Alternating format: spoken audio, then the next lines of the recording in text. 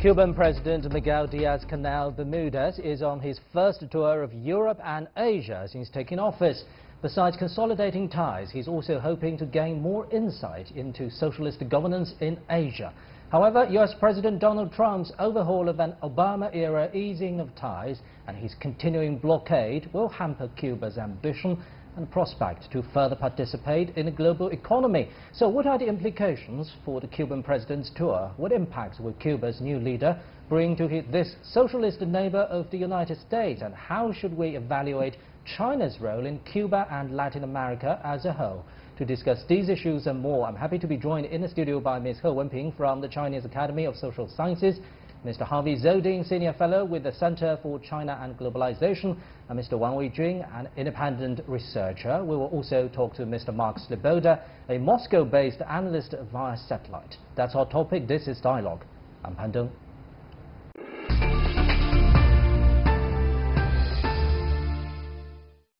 Let me start with you, Mr. Zoding. More than 2 decades after the end of the Cold War, is Cuba today still a threat to the United States? It's an ideological threat in some ways, and it's a threat to mostly people who live in Miami, in the neighborhood called Calle Ocho, 8th Street. This is where a lot of the Cuban people who escaped in 1959 went. And it's a threat to them. They're a very potent political force in America.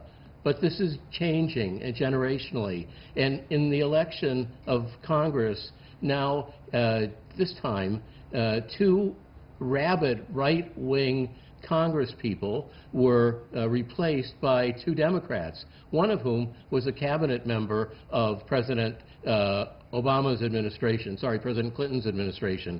And so that's changing. So the more generations of Cuban Americans we get, the more balanced they are. So I would say there is no threat at the moment.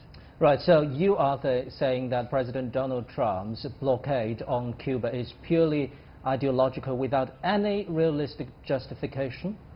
At the moment, I would say yes. Now, if the Russians go in, because we have this terrible memory of the USSR and the world almost coming to an end in October 1962, short of that, I'd say there's no threat at all. I'd say it's just ideological blinders by this administration. Having said that, Mr. Wang, how suffocating is the U.S. embargo and blockade for Cuban people? Oh, I have been to Cuba a couple of times. The first time I remember is 1996. At that time, you can notice a shortage of oil in the market. The last time it was 2006 more than. You can feel the opening of the country. I believe that there is a very eager wish of Cuban, both people or the government, to open the country, open the nation to the world. Also, I believe that the underdevelopment of Cuban economy is due to the sanction of the U.S. government. And Mr. Zoding, now Democrats have won a majority in the Congress after the midterm elections. Do you think they will take any effort to revive the Obama-era easing of sanctions on Cuba? Well, the House might want to do it, but they have the Senate with a greater Republican majority now, and foreign affairs is more the domain of the Senate. So I don't see much happening at the moment, unfortunately. Now, if some kind of easing of tensions are going to happen in the future, what do you make of the political intention of the U.S.? Is it really for the benefit of the Cuban people, or is it only there to make some political changes in Cuba, Ms. He? If, because there's a big if there, if those sanctions has been getting easing somehow, of course that will benefit to the Cuba economy and also for the people's livelihood. But I think Cuba government not just depend on this one way just from the United States. That's why we have seen the new leader now traveling, abroad, goes to Russia, goes to China, and then even to the DPRK. So all of that, this is a make all rounds of diplomacy. So So they have to rely on themselves. For example, to open more for luring those investment coming from other countries, and also allow to join this import expo in China, trying to sell more things to the global market. So I think this is the thing they have to do, rely on themselves. We have to realize that Cuba has been under sanction from the United States for such a long, long time, decades. So they are still there. Such a tiny country, just the frontier there nearby the United States, it continues to survive. So this is a very unique thing. So I don't think the further easing or not easing those sanctions from the United States will change that much to the situation in Cuba. Right, as Mr. Zoding just mentioned, how can we talk about Cuba without the Russian factor? And for more on that, let's talk to Mr. Mark Sloboda in Moscow. Mr. Sloboda, during President Díaz-Canel's first official visit to Russia, Moscow has affirmed its quote-unquote unshakable solidarity with Cuba and increased cooperation, including military support. How will this military support look like? Yeah, I think it's pretty significant that Cuban president's first trip was to Moscow, followed by a list of communist countries, at least with Communist Party governments, primarily because the Soviet Union was Cuba's biggest patron during the Cold War.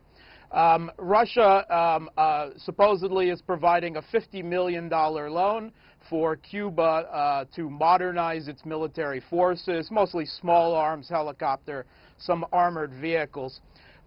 According to the head of the Russian Duma's military committee, Russia is also assessing the prospect of reopening military bases in Cuba, which Putin himself closed in 2001 when he was trying to restore relations with the United States. I think that this is a kind of a shot fired across the bow. I don't think Moscow has any intent at the moment. It was just a year ago that Lavrov ruled it out as too expensive and creating needless geopolitical tensions.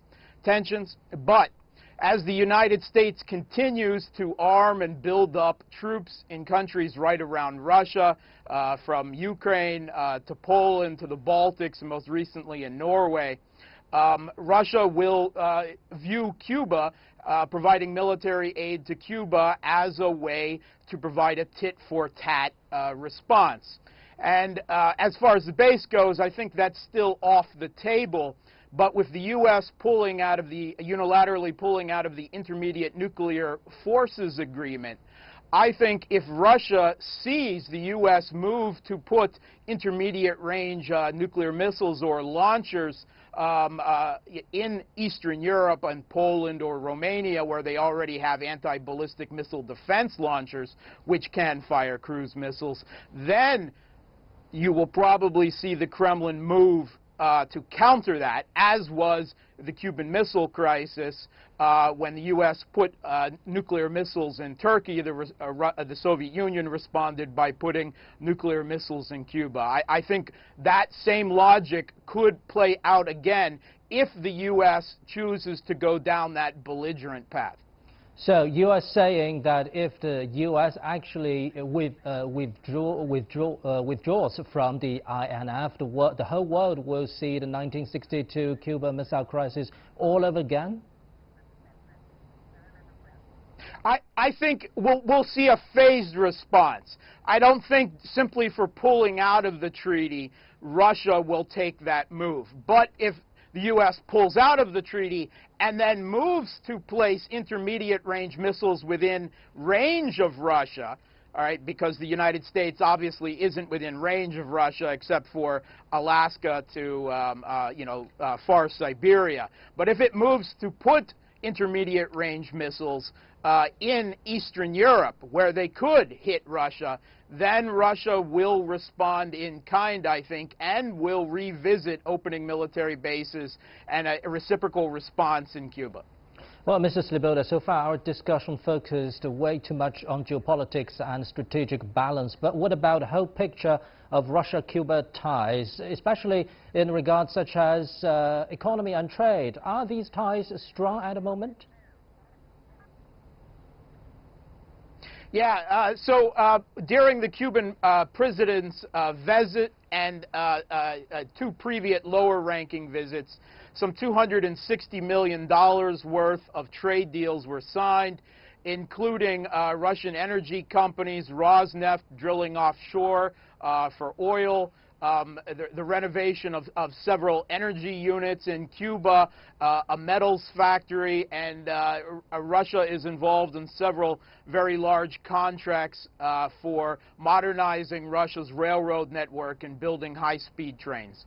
Thank you very much, Mr. Mark Sloboda in Moscow. Mr. Zodin, what do you make of Mr. Sloboda's remarks? Do you think in the near future there will be a serious strategic crisis in the Caribbean due to the increasing tensions between Russia and the United States? I'd say there could be. There not necessarily will be. I say it because the Trump administration is really poking Cuba and several other nations in Latin America very hard. Recently, the comment was made by John Bolton that there's three stooges in Latin America: Cuba, Venezuela, and Nicaragua, and he called it a troika, and a troika of terror. So they're pushing very hard. Earlier, then Secretary of State Tillerson, and followed up by Trump, has said that the Monroe Doctrine from 1823, which basically says, you other countries, stay out of our neighborhood of Latin America, it's ours. And they've been pushing this. Latin Americans hate this. And so I think this is another factor in the equation. Well, dear guests, we'll be continuing this right after this. You're watching Dialogue on CGTN. Stay with us.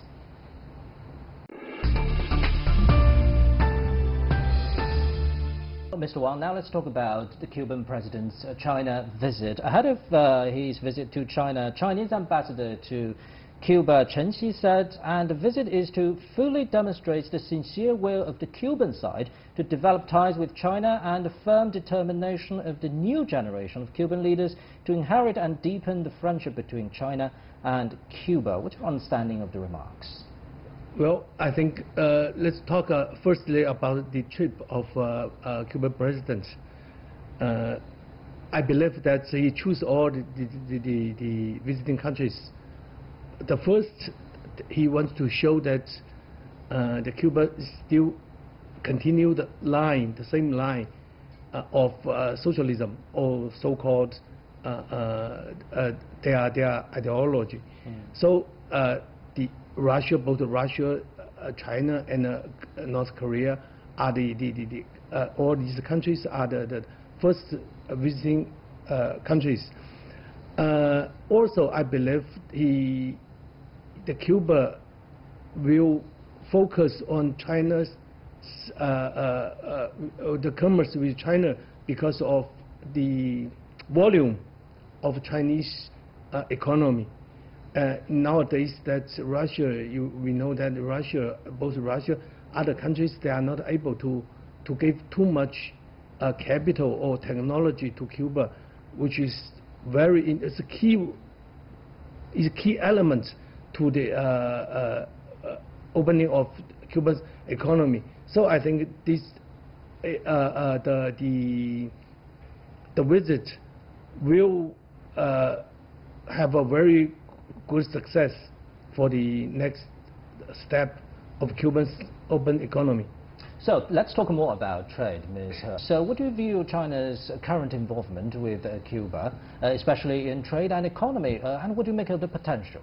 Currently China has been serving as the second biggest trade partner with Cuba, and also we know Cuba's reform, the opening up is not just starting now from these new leaders coming up. Actually started from the early, I think it's 1990s, gradually and open up, and also trying to lure the foreign investment in, and also relaxed those very previous tough measures like central control the economy, and also market economy, private economy gradually coming up. So this is also kind of reform and opening up. So with this visit to China, I think one is trying to like sell more things to China.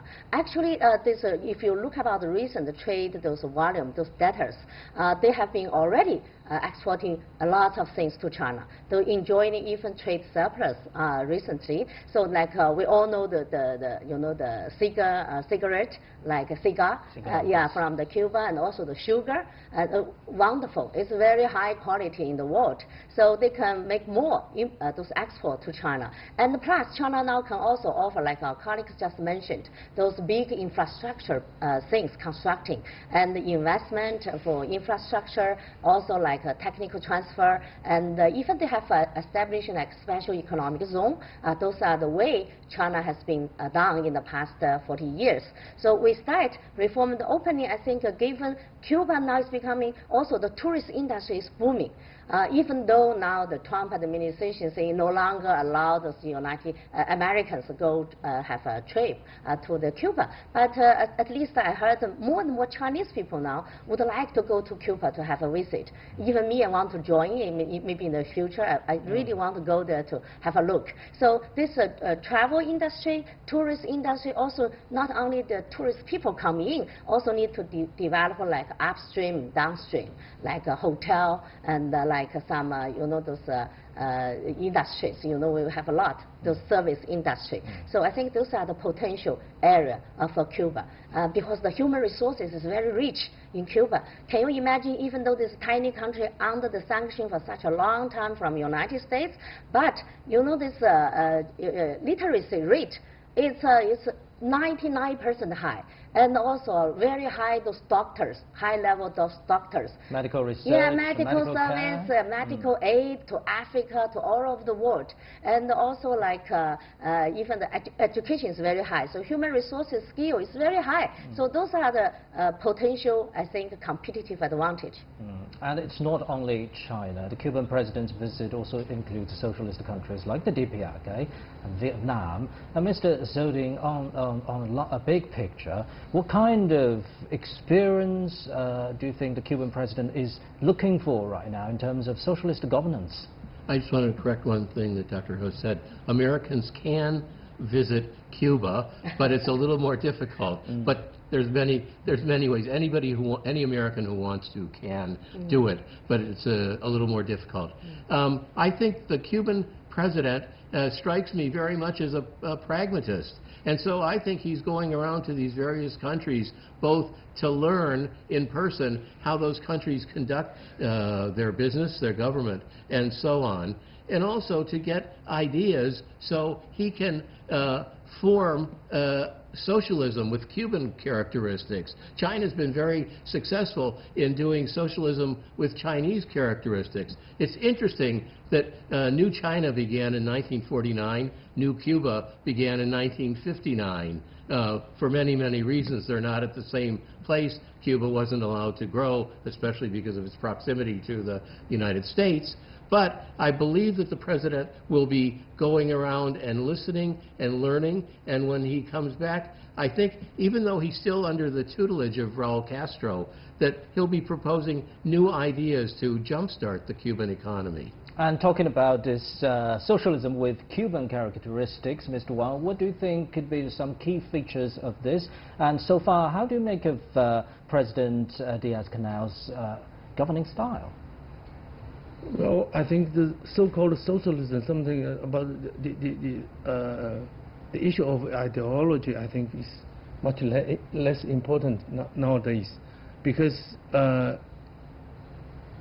in the world of today, the ideologies have a much less weight in a country's development of economy, and continuing the issue of what the Cuban the president can learn from all these visits. I believe that the most important thing is that whatever you call it, socialism or something or that, innovation or reform or opening up, the most important thing is that you should, based on the reality of your own nation, So what is the reality of Cuba's economic reality? No, but I think, no, I do not quite agree with Ms. He, because I believe that rely on its own capacity, Cuba is very difficult to get into the developed countries to You mean integrating into the global economy? Yeah, because nowadays the key problem, the key element to Cuba is capital. It's also the technology.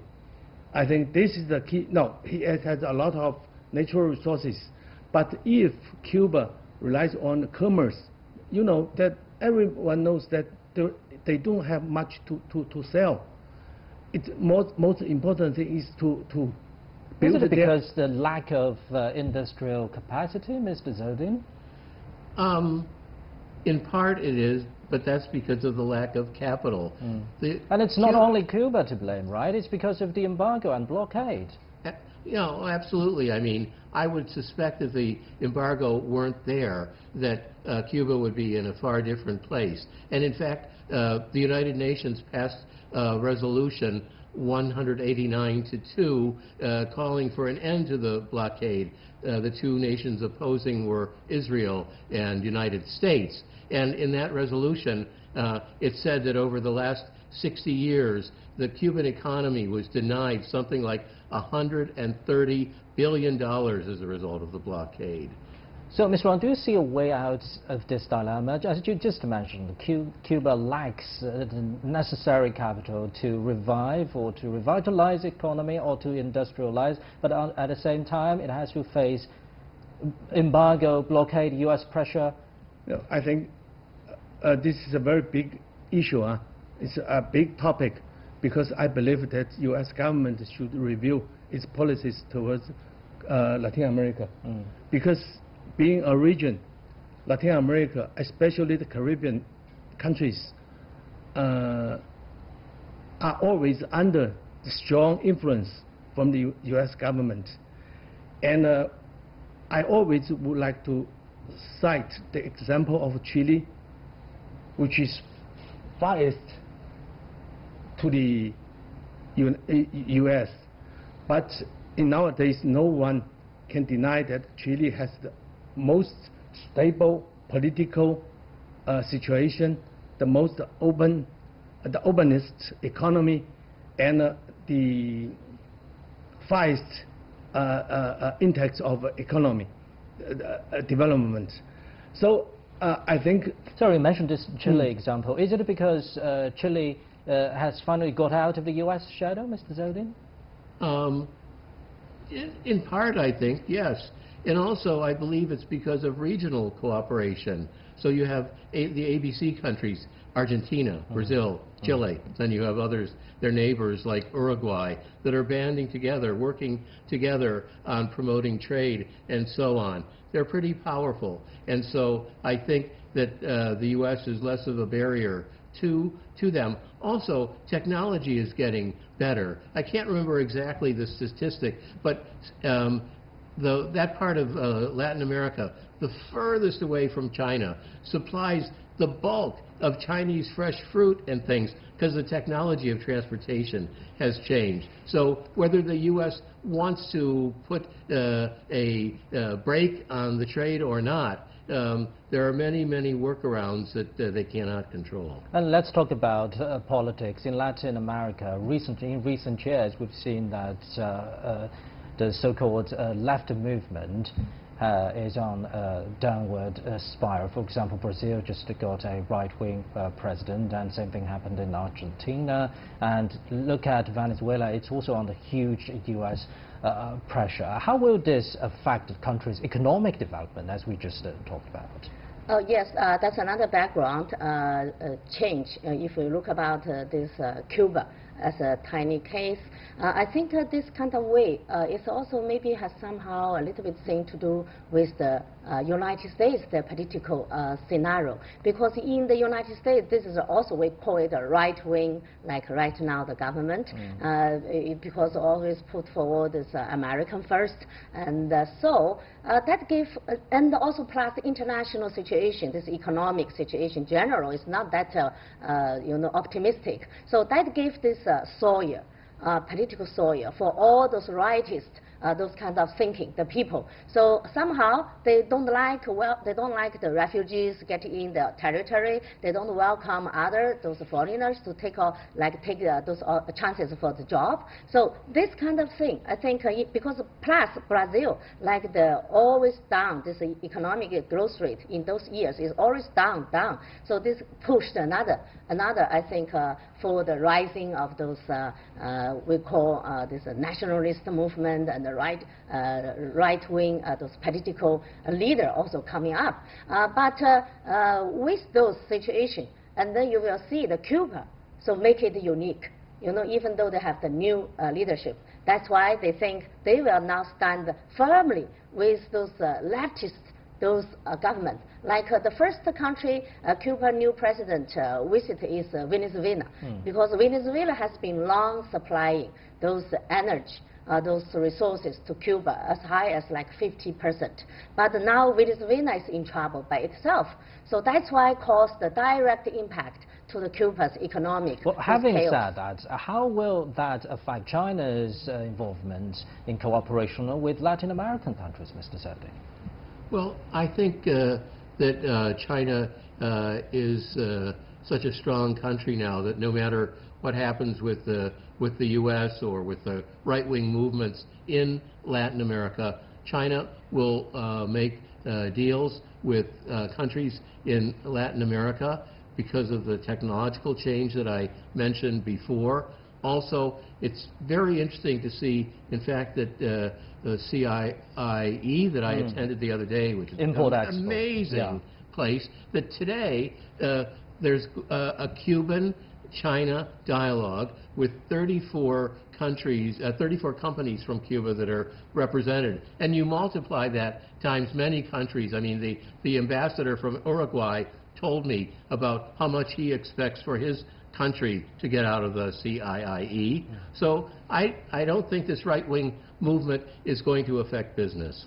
Thank you very much, dear guests. And that's it for this edition of Dialogue on CGTN. I'm Pan Deng in Beijing. Bye-bye.